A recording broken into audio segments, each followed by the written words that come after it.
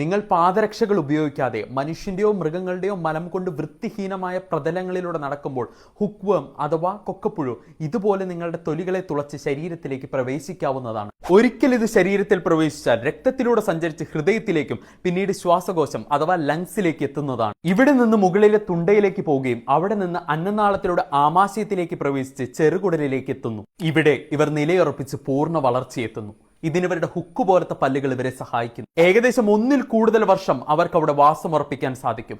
ഈ സമയം അവർ അവിടെ മുട്ടയിടുകയും നമ്മുടെ ശരീരത്തിലെ രക്തവും മറ്റു പോഷകങ്ങളും വലിച്ചെടുക്കുന്നു. ഈ മുട്ടകൾ മലത്തിലൂടെ പുറത്തേക്ക് വന്ന് വിരിഞ്ഞ് സൈക്കിൾ ആവർത്തിക്കപ്പെടുന്നു. ഇനി ഹുക്ക്വേം അഥവാ കൊക്കപ്പുഴു ശരീരത്തിലേക്ക് പ്രവേശിച്ചാൽ ഉണ്ടാകാവുന്ന ലക്ഷണങ്ങൾ: ശക്തിയായ വയറുവേദന, വോക്കാനം, വിശപ്പില്ലായ്മ, ശരീരഭാരം കുറയുന്നു, അനീമിയ, ഡയറിയ, മലത്തിൽ രക്തത്തിന്റെ അംശം, പ്രോട്ടീന്റെ ഡെഫിഷ്യൻസി, ശക്തമായ തളർച്ച, ക്ഷീണം എന്നിവയാണ്.